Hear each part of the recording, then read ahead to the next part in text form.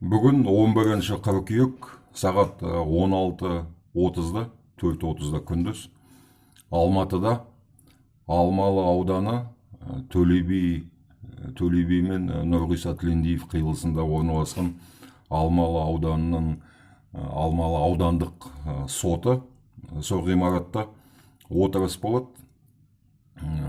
Мархабат Өмішева деген біздің қарындас арызданып іс қозғаған Аружан Сайынның қорына. Кезінде ол Аружан Сайынның қоры добровольный қалай бірдеме фонд милосердия деген Мархабаттың науқастанған баласына $22,000 жинап, өз сайтына Мархабаттың ұлының суретін салып,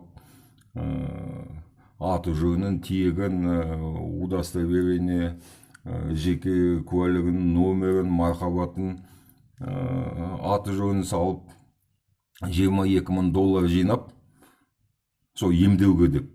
Енді да благотворительный фонд қой, жаңағы Аружан Сайындығы. Сол $22,000 жинап, жаңағы Мархабаттың баласына не емдеуге тигізбеген, жаратпаған ол ақшаны, не Мархабаттың өзіне бермеген.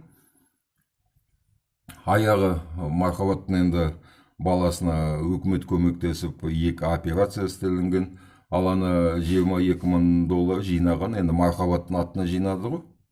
Соны бермегесін Мархабат амалсыздан іс қозғауға мәжбүр болды. Сол бүгін сотқа қатысуға шақырамын, мен өзім барамын, және басқалар да кім келе алады, келіңдер. Сағат 4:30-да аудандық Алмалы ауданының 2 номер деген соты, жаңағы адрес, мекенжайы Төле би көшесі 267.